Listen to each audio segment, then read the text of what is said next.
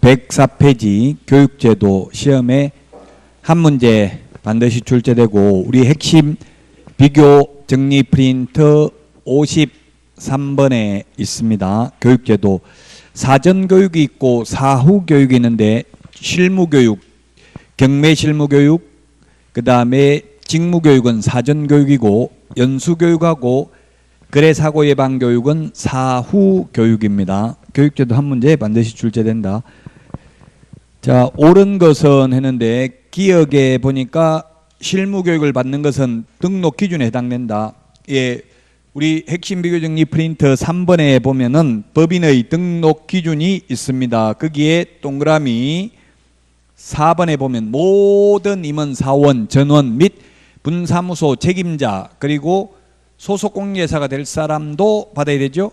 네, 등록 기준이 된다라고 등록 기준입니다. 그래서 기억은 맞고 니은은 개업공개사로서 폐업신고한 후 1년 이내에 소속공개사로 고용신고를 하려는 자는 실무교육 받아야 된다. X죠. 교육의 유효기간은 1년입니다. 그러나 그만두고 1년 안에 다시 취직하거나 그만두고 1년 안에 다시 개업하려면 안 받아도 됩니다. 왜냐하면 세법은 해마다 바뀌죠. 그건 바뀌는 이유가 정책에 의해서, 왜냐하면 국가 살림살이가 만약에 예산 편성을 더 많이 하려면 더 세금을 많이 걷어야 되겠죠. 그래서 세법을 해마다 정책적으로 바꿉니다. 세법은. 그래서 1년 지나면 세법 다 바뀌었으니까 1년 안 지났으면 아직 현업에 있을 때 공부한 게 있기 때문에 다시 교육 안 받아도 됩니다. 연수 교육 시간이 나와 있는데 교육 시간은 가장 짧은 게 직무교육 3시간 이상 4시간이야. 그 다음에 연수교육은 12시간 이상 16시간 이하, 중개실무교육은 28시간 이상 32시간 이하, 경매실무교육은 32시간 이상 44시간 이하고, 그 다음에 거래사고 예방교육은 시간이 없습니다. 정해진 게. 그 다음에 리얼에 연수교육을 받지 않으면 500만 원 이하의 과태료. 맞네요. 그래서 답 2번입니다. 자, 그 다음에 183번. 틀린 것은 했는데 연수교육을 실시 2번 연수교육을 실시하려는 경우 그 교육일시 장소를 관보에 공고한 후 대상자에게 통지하여야 한다 했는데 우리 핵심 비교 정리 프린터 48번에 보면은 48번에 있죠. 48번에 통보해야 되는 거 보면 정책심의위원회 회의 개최는 7일 전까지 통보해야 되고요. 거래사고 예방교육은 10일 전까지 통지해야 되고 연수교육은 2개월 전까지 통지해야 되고 등록사항은 다음 달 10일까지 협회에 통보해야 됩니다. 등록사항 등은. 그래서 183번에 2번이 틀렸습니다. 2번. 그 다음에 184번 실무교육 받아야 하는 자를 모두 고른 것은 했는데 1번 첫 번째 소속공개사 되고자 하는 자 받아야 되고요. 두 번째 등록하고자 하는 임원 받아야 되고요. 그 다음에 사원도 받아야 되고요. 그 다음에 책임자도 받아야 되고 폐업신고 후 1년이 지난 뒤 1년 지났으면 받아야 되죠.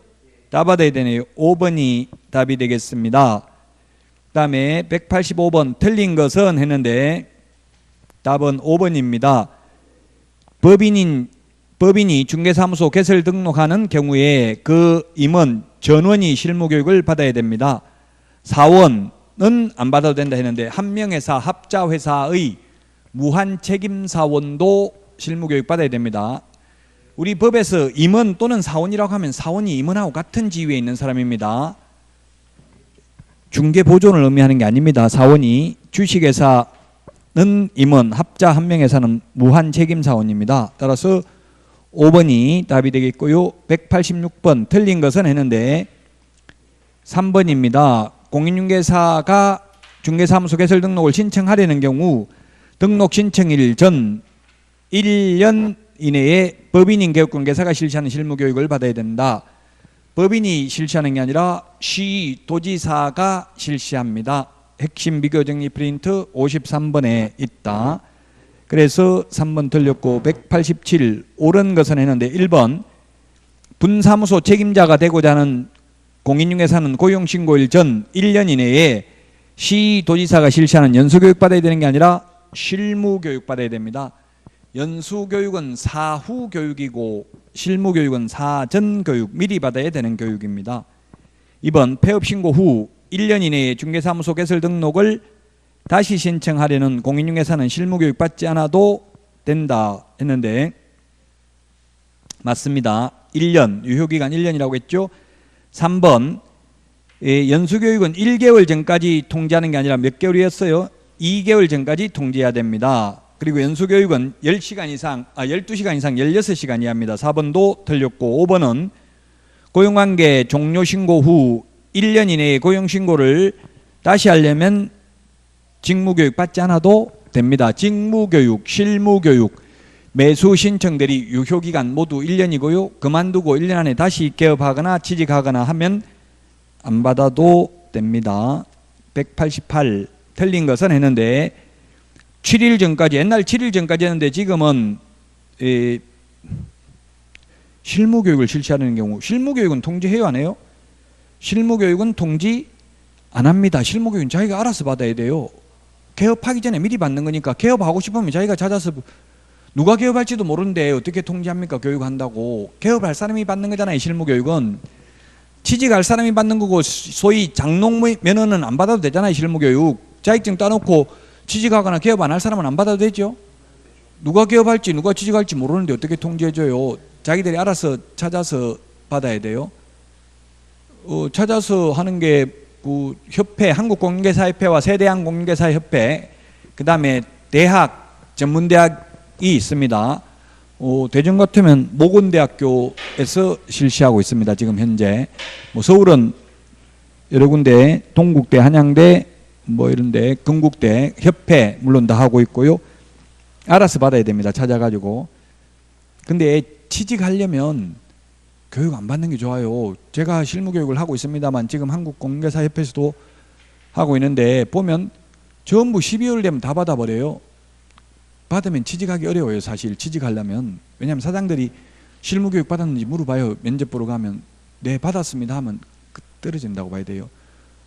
그거 뭡니까 사장님, 그런 것도 받아야 됩니까? 이렇게 물어야 돼. 모르는 척하고. 그러면 그것도 모르냐, 시험 금방 오래 합격해놓고 그러면 죄송합니다. 제가 개업할 생각이 없어가지고 찍어가지고 재수로 딱 60점 받아가지고 아무것도 모릅니다. 제가 개업할 생각을 안 해가지고 전혀 몰랐습니다. 이러면 이건 개업할 생각은 없구나 해가지고 받아줄 수도 있겠죠. 3번이 답이고요. 189번 수수료 납부해야 되는 거 옳은 것은 했는데 그 디귿의 자격증을 처음 교부할 때는 수수료 안 받죠. 우리 핵심 비교정리 프린트 52번에 수수료 내는 거 19가지 있습니다. 미험의 휴폐업도 수수료 안 냅니다. 답은 1번이 되겠습니다. 52번 핵심 비교정리 프린트 52번에 19개 있습니다. 수수료 내는 것.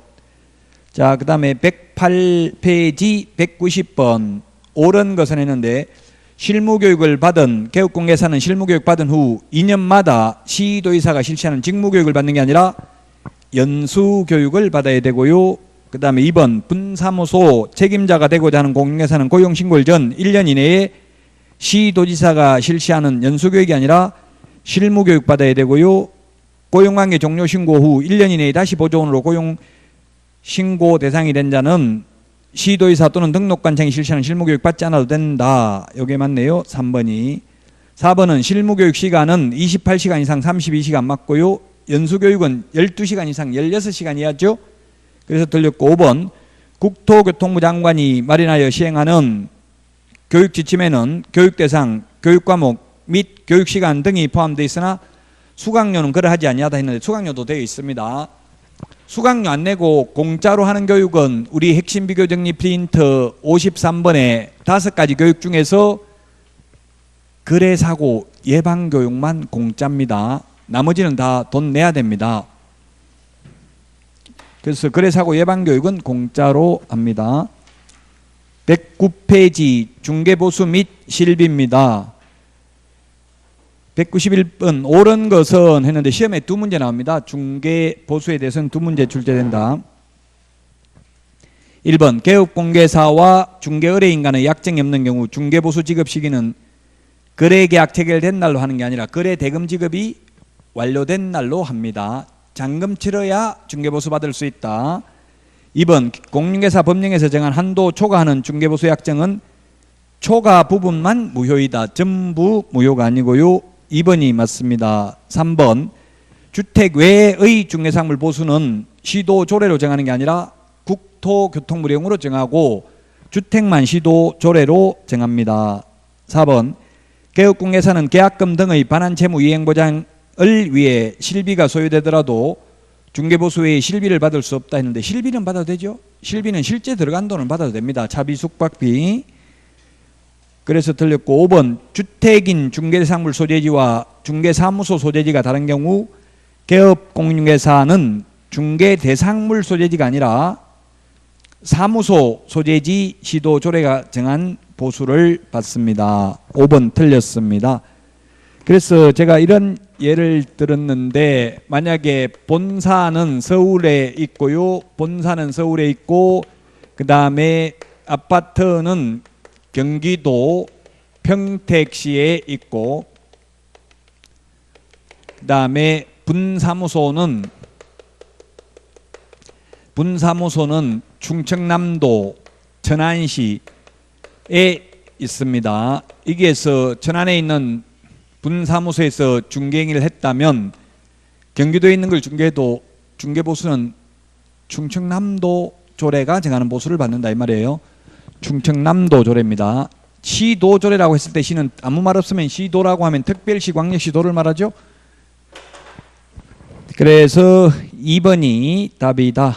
191번에 192번 틀린 것은 했는데 답은 1번입니다. 1번 중도금의 일부만 납부된 아파트 분양권 매매 중개하는 경우 중개보수는 총분양대금이 아니라 현재까지 들어간 돈, 이게 판례입니다. 판례. 계약금, 중도금, 프리미엄 현재까지 들어간 돈이지 분양가가 아니라고요. 총 분양가가 5억이라 하더라도 계약금 5천만 원만 들어간 상태에서 한다면 5천만 원에다가 곱하기 5를 한다 이 말입니다. 이게 판례다 1번은. 그래서 1번이 틀렸습니다. 2번 옳은 것은 했는데 교환인 경우는 평균 가액이 아니라 거래 금액이 큰 가액을 기준으로 합니다. 거래 금액이 큰 걸 기준으로. 중개 보수가 큰 걸 기준으로 하는 게 아니라 뭘 기준으로 한다? 거래 금액이 큰 걸 기준으로 하고요. 2번은 소위 점유 계정이라고 하죠. 동일한 중개사물에 대하여 동일 당사자 간의 매매를 포함한 둘 이상의 거래가 동일한 기회에 이루어지는 경우에는 매매에 대한 거래 금액만을 적용하죠. 임대차를 적용하는 게 아니라 매매에 대한 거래 금액만을 적용합니다. 그 다음에 3번 주택 외의 중개상물의 중개보수는 국토교통부령이 정하는 범위 안에서 시도조례로 정한다 했는데 주택은 시도조례인데 주택 외의 경우 국토교통부령으로 정합니다. 국토교통부령에 보면 주택 외의 경우 매매는 0.9, 임대차도 0.9 범위 내에서 당사자 협의에 의해서 받습니다. 다만 85제곱미터 이하 주거용 오피스텔은 매매인 경우는 0.5, 임대차는 0.4입니다. 오피스텔도 주택 외에 해당돼요. 주거용이라 하더라도 오피스텔은 업무시설이기 때문에 따라서 우리 공인중개사법상 중개보수에서 주택이냐 주택 외냐를 구분할 때는 공부상 용도를 기준으로 합니다. 사실상 용도가 아니고요. 세법이나 주택임대차보호법에서는 사실상 용도를 기준으로 하죠. 주택인재부 판단하는 게. 자, 그래서 4번이 정답입니다. 주택 외의 경우 매매는 천분의9, 임대차도 천분의9 상방 협의에 의해서 결정한다. 4번이 답이고요. 5번 주택임대차 중개의 경우 중개보수는 거래금액의 천분의 9를 받을 수 있다. 최대 천분의 8입니다. 주택임대차는 국토교통부령의 한도가. 그래서 4번이 답이 되겠고요.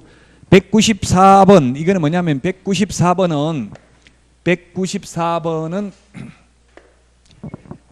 갑과 을이 있고요. A 개업공개사가 있고 병이라는 매매를 했습니다. 매매 중개를 A 개업공개사가 했습니다. 매매에 대한 중개보수가 100만 원입니다. 그리고 A 개업공개사가 또 임대차 중개도 했습니다. 이 임대차에 대한 중개보수가 20만 원입니다. 이 경우에 A 개업공개사가 을로부터 받을 수 있는 금액이 얼마냐? 이게 100만 원이 아니고 80이네요. 80이죠? 80이죠. 그게 보면 네, 80. 2억이니까 2억은 0.4%니까 80이잖아요. 80이죠?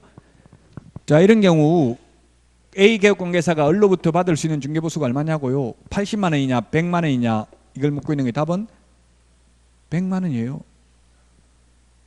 동일한 중개사물에 대하여 동일 당사자 간에 매매를 포함한 둘 이상의 거래가 동일한 기회에 이루어져야 되는데 이거는 동일 당사자가 아니고 병한테 세를 놨잖아요. 다른 사람한테. 그래서 임대차에 대한 중개보수도 받을 수 있어요. 그래서 100만 원이에요. 100만 원. 만약에 병이 아니고 갑이 팔고 다시 갑이 세입자로 사는 경우는 80만 원밖에 못 받겠죠.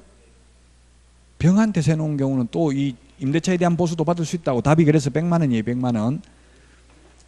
동일한 중개상물, 동일한 기회, 동일 당사자여야 되는데 이건 동일 당사자가 아닙니다. 그래서 답 3번입니다. 그 다음에 195번은 6천만 원 매매 중개한 경우와 위 주택을 보증금 1,500에 월차임 300만 원, 계약기간 2년. 계약기간 필요 없죠.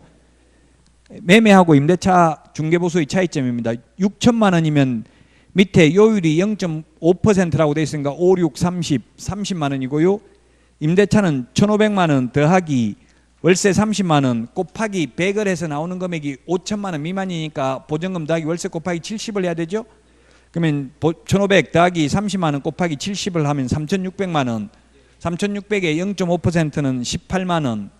임대차 하면 18만 원, 매매하면 30만 원이니까 그 차이는 12만 원이 답이 되겠습니다. 3번이 답이 되겠습니다. 자, 그 다음에 196번. 틀린 것은 했는데 답은 3번이네요. 조금 전에 했던 거 다 뭐 문제가 중백돌 수밖에 없는데 이게 뭐였어요? 아까 이거 중개사물 소재지와 사무소 소재지가 다른 경우 뭘 기준으로 한다? 사무소 소재지 시도조례입니다. 중개사물 소재지라고 해서 틀렸고요. 그 다음에 197페이지 중개보수 최고 한도액은 했는데 1,500만 원 더하기 월세 30만 원 곱하기 100을 하니까 5천만 원이 안 나오죠. 4,500밖에 안 나오니까 70을 합니다. 그럼 37은 21, 2,100만 원 더하기 1,500 하면 3,600에다가 곱하기 0.5를 하면은 18만 원이 답이 되겠습니다. 2번입니다. 계산기 거의 안 가져가도 됩니다. 실제 시험장에. 계산기 저도 시험을 17번 봤지만 한 번도 계산기 가져가 본 적은 없고 계산기 가져와서 합격한 사람은 별로 보지는 못했습니다. 계산기 계산하고 앉았으면 시간 없어서 다 풀지도 못해요. 198번입니다. 틀린 것은 했는데 답은 5번입니다. 좀 전에도 계속 중복되긴 한데 사무소 기준 시도조례라고요. 중개사물 소재지 시도조례가 아니라 사무소 소재지 시도조례다. 199번은 보증금 2천만 원, 월차임 20만 원 곱하기 30을 하면은 얼마 돼? 27은 14, 3,400만 원이죠? 답은 3번입니다. 3,400만 원에다가 요율을 곱하면 된다고요. 보증금 더하기 월세 곱하기 100을 한 금액이 5천만 원 미만인 경우에는 보증금 더하기 월세 곱하기 70을 해가지고 거기에다 요율을 곱하면 된다. 즉 3,400만 원에 요율을 곱하면 된다. 그래서 3번이 정답이 되겠습니다. 자, 다음은 200번 문제 보도록 하겠습니다. 200번. 중개보수에 대해서 틀린 것을 모두 고른 것은 했는데 틀린 것. 다 중복되니까 디귿, 사례, 증여, 기타 어떠한 명목으로도 법에서 정한 중개보수를 초과하여 금품을 받는 행위는 반드시 등록을 취소해야 되는 게 아니라 금지행위하면 등록을 취소할 수 있죠.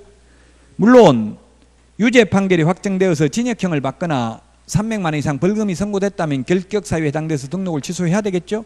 근데 그렇게 형이 선고됐다는 말은 없으니까 취소할 수 있습니다.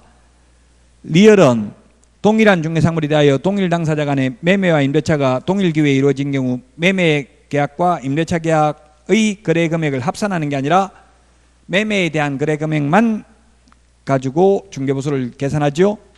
매매만. 그래서 5번이 정답이 되겠습니다. 201페이지 틀린 것은 했는데 답 5번입니다. 전용 면적이 85제곱미터 이하이고 상하수도 시설이 갖추어진 전용 입식 부엌, 전용 수세식 화장실 및 목욕시설을 갖춘 오피스텔의 임대차에 대한 중개보수의 상한요율은 거래금액이 1000분의 5가 아니라 매매는 1000분의 5, 임대차는 1000분의 4죠. 예, 그래서 5번이 정답이 되겠습니다. 202번입니다. 공인중개사법령상 중개의뢰인 일방으로부터 받을 수 있는 주택의 중개보수는 매매 교환의 경우 1000분의 9, 임대차는 1000분의 8 범위 내에서 시도 조례로 정합니다. 근데 주택 외의 경우에는 매매든 임대차도 모두 1000분의 9입니다. 주택 외의 경우 임대차도 1000분의 9입니다. 203번 개업공개사가 지금 매매와 임대차를 동시에 했네요. 매매 1억 8천. 그럼 임대차는 볼 필요 없죠. 매매와 임대차가 동일한 기회에 동일 당사자면 매매만 받으니까 1억 8천에 요율이 0.5% 되니까 1호는 5, 5, 8, 40, 90만 원이네요. 근데 한도액이 그게 얼마나 나와 있어요? 한도액이 80만 원이 한도액 나와 있으니까 80만 원 한도액밖에 못 받아요. 산출액이 한도액을 초과하는 경우. 그래서 1번이 답입니다. 2번이 답이 아니고요. 자, 그 다음에 204번입니다. 204번 이거 인터넷에 질문 많이 해요. 3분의 1 주택의 면적이 2분의 1 이상이면 전부 주택이고 주택의 면적이 2분의 1 미만이면 전부 주택 외의 규정을 적용하죠. 세법에서는 세법하고는 달라요. 또 이 법마다 다 다른데 우리는 2분의 1 이상이 주택이면 전부 주택이고 2분의 1 미만이 주택이면 전부 주택이 아닙니다. 그래서 3분의 1이 주택이니까 이는 주택이 아니라는 이야기죠. 2분의 1 이상이어야 주택의 면적이 2분의 1 이상이야 주택이니까. 그래서 3분의 1 이 주택의 면적이 3분의 1이니까 주택 외입니다. 주택 외면 어떻게 한다고 했어요? 곱하기 0.9라고 했죠. 무조건 매매든 임대차든.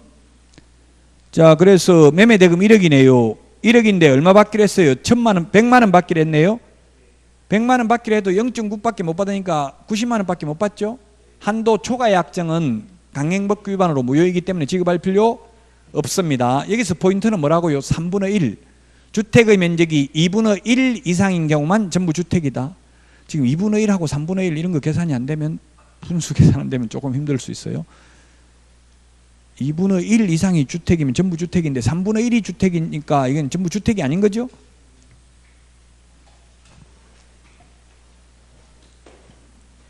(205번입니다) 전용면적 70제곱미터 오피스텔 보증금 2천만 원, 월차임 25만 원. 오피스텔은 뭐라고 했어요? 매매는 0.5, 임대차는 0.4. 85제곱미터 이하 주거용 오피스텔인 경우는 그럼 2천만 원 더하기 25만 원 곱하기 100을 해도 5천만 원 미만이니까 곱하기 70을 하겠죠? 그러면 2천만 원 더하기 25만 원 곱하기 70을 하면은 3,750만 원입니다. 곱하기 0.4를 하면은 답은 15만 원이 나옵니다. 이런 거는 조금 계산기 없으면 계산하기가 조금은 힘들겠네요. 1번이 답입니다. 1번. 근데 이렇게 기출문제에 출제를 했다고요? 답이 1번이 되겠습니다. 1번. 여기에서 계산하는 거 한 문제, 중개보수 일반적인 내용 한 문제에서 두 문제가 시험에 출제가 됩니다. 협회는 시험에 많이 출제되지 않습니다. 협회는 한 문제밖에 시험에 나오지 않습니다. 협회는. 왜냐하면 협회는 임의 설립주의, 임의 가입주의입니다. 협회 설립 안 해도 되고 협회 가입 안 해도 되기 때문에 많이 출제되지는 않습니다. 자, 206번 틀린 것은 했는데 1번 협회가 공제사업을 하고자 하는 때는 공제규정을 제정하여 국토교통부 장관의 승인을 얻어야 됩니다. 협회는 원칙적으로 모두 국토교통부 장관하고만 놉니다. 다만 협회 지부 설치 신고는 시도지사, 지회 설치 신고는 등록관청 빼고는 모두 국토교통부 장관입니다. 협회는. 또 협회는 위반 행위하면 모두 500만 원 이하의 과태료 하나밖에 없습니다. 협회는 행정처분 없습니다. 협회 인가 취소 규정 없습니다. 인가 취소. 정부회로 봐서는 협회가 여러 개 있는 게 오히려 더 통제하기가 쉬워요. 그래서 인가 취소도 없습니다. 뭐 한유총, 한국유치원총연합회 이런 거는 인가 취소가 있던데 우리는 협회 인가 받는데 인가 취소도 없다고요. 그 다음에 2번 협회 공제사업은 비영리사업으로서 회원 간의 상호 부조를 목적으로 한다. 맞습니다. 비영리사업입니다. 상부상조를 목적으로 합니다. 상호 부조가. 3번 공제규정에는 공제사업의 범위 등 공제사업 운영에 필요한 사항을 정하여야 한다. 맞고요. 그 다음에 4번 개업공개사가 자기의 중개사무소를 다른 사람의 중개행위 장소로 제공함으로써 발생한 거래 당사자에 대한 재산상 손해배상 책임은 공제사업의 대상이 아니다 했는데 대상입니다. 앞에서 했죠. 다른 사람의 중개행위 장소 제공, 개업공개사의 고의가실, 고용인의 고의가실. 예, 그래서 답 4번입니다. 5번 공제사업에서 정해야 할 책임준비금 적립비율은 공제사고 발생률 및 공제금 지급액 등을 종합적으로 고려하여 공제료 수입액의 100분의 10 이상입니다. 협회의 총 수입액이 아니라 공제료 수입액의 100분의 10 이상입니다. 공제료 받는 게 1년에 19만 8천 원이거든요. 개인 1억 가입하려면 그럼 한 200억 정도 돼요. 공제료 수입액이. 협회 지금 한국공개사 협회 같으면 재산이 한 2천억 정도 됩니다. 현금을 900억 보유하고 있고 부동산이 1100억 정도 있습니다. 그러면 그 공제료 수입 외에 수입이 뭐가 있느냐면 협회 회비 1년에 한 달에 6천 원 받고요. 연수교육, 실무교육, 직무교육 하면 그 수강료 받습니다. 또 그 이자 소득도 있을 것이고요. 임대 소득도 있겠죠. 부동산 동산 가지고 있으니까 현금 가지고 있으니까.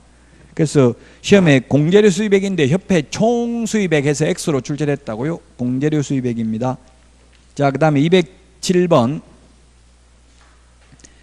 틀린 것은 했는데 4번이 답입니다. 협회 총회 의결 내용을 10일 이내에 국토교통부 장관에게 보고해야 된다 했는데 10일 이내가 아니라 지체 없이 보고해야 됩니다. 지체 없이. 자, 지체 없이는 우리 핵심 비교 정리 프린트 50번에 동그라미 1번에 있습니다. 50번에 동그라미 1번. 지체 없이 보고입니다. 지체 없이 보고. 그래서 10일 이내 보고라고 해서 X입니다. 우리 핵심 비교 정리 프린트에 숫자 다 정리되어 있으니까 꼭 자주 보셔야 됩니다. 자주 숫자 나올 때마다 어떻게 하면 암기 잘 됩니까? 이런 거 인터넷 질문 많이 해요. 나는 이해는 잘하는데 암기는 못한다. 암기 못하는 분은 자꾸 제가 메모지 드렸는데 메모지 한 번도 못 받으신 분 손 들어보세요. 드리려고 지금. 예, 메모지 포스트잇 제가 드렸어요. 그거 자꾸 붙이세요. 암기할 거 적어가지고 자꾸 계속 보는 수밖에 없어요.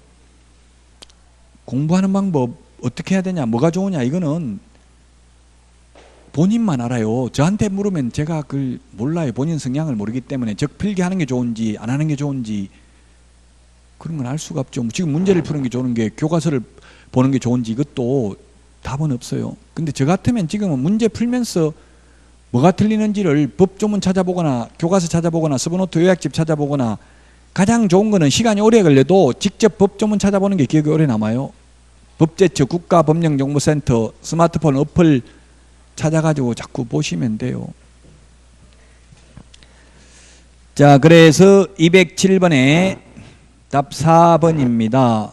208번 공인중개사 법령상 국토교통부 장관이 공인중개사협회의 공제사업 운영 개선을 위하여 명할 수 있는 조치를 고른 것을 했는데 기업 업무 집행 방법의 변경, 자산 예탁기관의 변경, 자산 장부 가격의 변경, 불건전한 자산에 대한 적립금의 보유에 다 해당됩니다. 다. 이게 29회 때 출제됐습니다. 좀 어렵죠? 어려운데 별로 중요한 건 아닌데 이런 식으로 또 출제됐습니다. 100점 못 받게 하기 위해서. 모두 다 해당됩니다. 209번 옳은 것은 했는데 몇 개인가 했는데 협회 설립은 인가받아야 되고요. 지부 지회 설치는 신고하면 됩니다. 사후 신고하면 됩니다. 니은에 개업공개사는 소속공개사의 자격증 사본을 게시해야 된다. 사본 게시가 아니라 원본 게시입니다. 그래서 두 개, 틀린 거 두 개고요. 디귿, 부동산 거래 정보망을 설치 운영할 자는 국토교통부 장관의 지정을 받아야 된다. 지정이라는 말은 오직 거래정보 사업자 지정 하나밖에 없습니다. 인가는 협회 설립 인가 한 번밖에 없습니다. 공인중개사 법령상 허가라는 표현은 없습니다. 공인중개사법에는 부동산 거래 신고 등에 관한 법률에는 토지거래 허가, 외국인 토지 취득 허가 있죠. 공인중개사법에는 없다고요. 허가라는 말이. 리얼의 공개규정은 국토교통부 장관 승인을 얻어야 한다. 뭐가 틀렸어요? 공개규정은 틀린 게 아니고 옳은 거네요. 옳은 거 골라라고 했으니까 리얼 두 개네. 디귿 리얼 두 개네요. 3번이 답이고요. 210번 옳은 것을 모두 고른 것을 했는데 기억, 총회 내용 지체 없이 보고해야 되는 거 맞고요. 니은 지회를 설치한 경우에는 시도지사에게 신고하는 게 아니라 등록관청에 신고하고요. 지부를 시도지사에게 신고합니다. 디귿은 공제사업 운영위원회 임기는 2년이며 1회에 하나여 연임할 수 있다. 제가 첫 번째 주에 그 위원회 4개 비교하는 거 프린트 내드렸죠. 그래서 공제운영위원회와 그 다음에 주택임대차위원회는 1회에 하나 연임할 수 있고요. 정책심의위원회와 분쟁조정위원회는 연임 제한이 없습니다. 위원회 4개 비교하는 거 프린트 내드렸습니다. 그래서 D가 틀렸고 리얼은 금융기관에서 임원 이상의 현직에 있는 사람도 공제사업 운영위원회 위원이 될 수 없다가 아니라 될 수 있습니다. 그래서 답은 1번이 되겠습니다. 1번.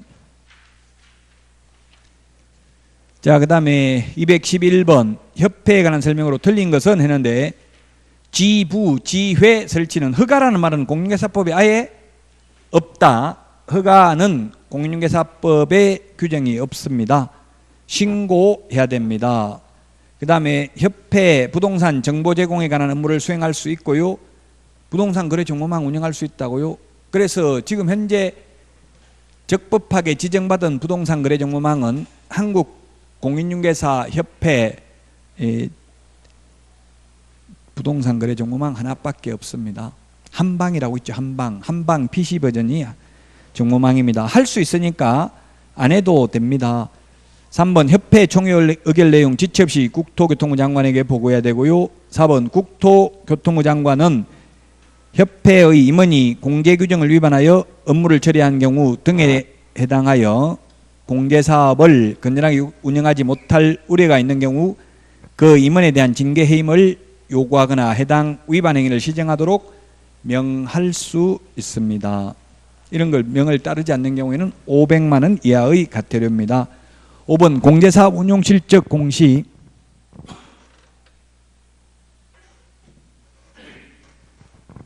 매 회계년도 종료 후 2개월이 아니라 3개월 이내에 일간신문 또는 협회부에 공시하고 협회 인터넷 홈페이지에 게시해야 됩니다. 그래서 1번이 답이 되겠고요. 212번에 답 3번입니다. 시도의 지부를 시군구의 지회는 둘 수 있다. 두어야 하는 게 아니죠. 둘 수 있다. 그래서 3번이 틀렸습니다. 지부, 지회 둘 수 있다. 시도에. 그럼 시도에 지부 한 개만 둘 수 있습니까? 2개, 3개 둘 수 있어요? 없어요? 예, 그런 거 시험에 나온 적은 없는데 2개, 3개 둘 수도 있어요. 지금 서울과 경기도는 지부가 4개씩 있습니다. 경기 남부, 북부, 동부, 뭐 이렇게 서부 해서 4개가 있습니다. 예, 그래서 212번에 답 3번입니다. 지부를 둘 수 있다. 지회도 둘 수 있다. 자, 그 다음에 213번입니다. 협회에 관한 설명으로 틀린 것은 했는데 답은 5번입니다. 민법 중 사단법인, 재단법인이 아니라 사단법인에 관한 규정을 준용합니다. 적용한다, 준용한다 똑같은 말이죠. 그 준용하기 때문에 따로 민법 조문을 여기에 열거하지 않아도 되겠죠. 준용 규정이 없으면 다시 민법 사단법인에 관한 규정을 여기에다가 열거해야 될 겁니다. 법 조문수를 줄이기 위해서 준용한다는 말을 쓰고 준용이라는 말하고 적용이라는 말이 같습니다. 사단법인입니다. 사람이 모인다는 제가 사단법인, 재산이 모인다는 제가 재단법인입니다. 5번이 답이고요. 214번에 옳은 것은 모두 몇 개인가 했는데 기억, 서울특별시 서울에 두어야 한다는 규정 옛날에 있었는데 삭제됐습니다. 지금 어디에 두든 상관이 없습니다. 그러나 현재 한국공인중개사협회, 세대항공중개사협회 모두 서울에 두고 있습니다. 현실적으로는. 니은의 협회에 관하여는 공인중개사법에 규정된 것 이외에는 민법 중 조합이 아니라 사단법인에 관한 규정을 적용하고요. 그래서 틀렸습니다. 디귿, 협회는 정관으로 정하는 바에 따라 광역시에 지부를 둘 수 있다. 예, 시도에 지부를 둘 수 있습니다. 그 다음에 맞습니다. 리얼은 협회 책임준비금을 다른 용도로 사용하고자 하는 경우 국토교통부 장관 승인받아야 됩니다. 책임준비금은 공제료 수입액의 100분의 10 이상이었죠. 1년에 협회에서 200억 정도 받으면 20억은 최소한 적립해야 됩니다. 미음의 책임준비금의 적립비율은 협회의 총 수입액이 아니라 공제료 수입액의 100분의 10 이상으로 정해야 됩니다. 그래서 답 2번인데 디귿, 리얼 두 개만 맞는 내용이네요. 2번이 정답이 되겠습니다. 자, 그 다음에 215번 옳은 것은 했는데 협회는 재무건전성 기준이 되는 지급여력 비율을 100분의 100 이상으로 유지해야 된다. 이게 맞습니다. 돈 달라고 하면 언제든지 줄 수 있을 만큼 준비해야 된다. 그래서 현금 900억을 지금 못 쓰게 하는 거예요. 네, 그래서 1번이 정답입니다. 지급여력 비율은 100분의 100 이상 100% 줄 수 있도록 해야 된다. 이번 협회의 창립총회는 서울특별시에는 100명 이상입니다. 전국에 600명 이상, 전국에 600명 이상이고요. 전국에 600명 이상. 서울특별시에서 몇 명 이상입니까? 서울에서 100명 이상. 광역시 및 도, 광역시 및 도에서 20명 이상, 및 도에서 20명 이상. 우리나라 광역시 및 도가 15개니까 300명, 서울에서 100명, 전국적으로 600명 이상입니다. 시험에 다음 가로 안에 들어가야 될 숫자로 바르게 연결된 것은 출제됐습니다. 그래서 서울특별시에서는 100명 이상입니다. 2번 틀렸고 3번은 지부 반드시 두어야 하나 X입니다. 지부 지회는 둘 수 있습니다. 4번 총회 의결 내용은 지체 없이 보고합니다. 5번 설립 인가주의, 협회 설립 인가라는 말 한 번, 거래정보사업자 지정이라는 말 딱 한 번 나오고 공인중개사법상 허가라는 말은 나오지 않습니다. 216 옳은 것은 했는데 기억, 협회의 공개 규정을 제정 변경하고자 하는 때에는 국토교통부 장관 승인 얻어야 된다. 맞습니다.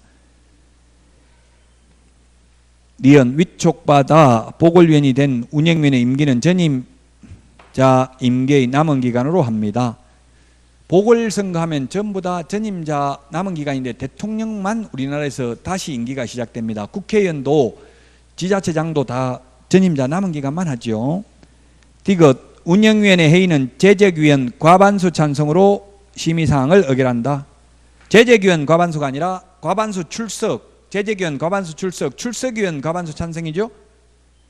자, 그래서 공제운영위원이 19명 이하잖아요. 19명 이하면 과반수 10명 이상 출석, 10명 출석했으면 6명 이상 찬성이 되겠죠.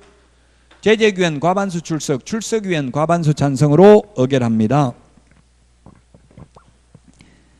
리얼의 협회와 개업공개사 간에 체결된 공제계약이 유효하게 성립하려면 공제계약 당시 공제사고 발생 여부가 확정되어 있지 않는 것을 대상으로 해야 된다. 이미 사고 난 거는 배상 안 해줍니다. 암 걸리고 나서 암보험 가입 못하는 거하고 똑같잖아요. 그래서 답은 3번이 되겠습니다. 디귿은 재적위원 과반수 찬성이 아니라 출석위원 과반수 찬성입니다. 217번 공인중개사 법령상 국토교통부 장관이 협회의 공제사업 운영에 대하여 개선 조치로서 명할 수 있는 것으로 명시되지 않은 것은 했는데 답은 4번입니다. 공제사업의 양도는 없습니다. 자산 예탁기관의 변경, 자산의 잔고가격의 변경, 업무 집행 방법의 변경, 불건전한 자산에 대한 적립금의 보유 이런 건 있는데 공제사업의 양도에 대한 규정은 없습니다. 이것도 좀 약간 사이드에 있는 건데 출제됐습니다. 답은 4번이 되겠습니다. 자, 여기까지 하고 보칙부터는 쉬었다가 하도록 하겠습니다.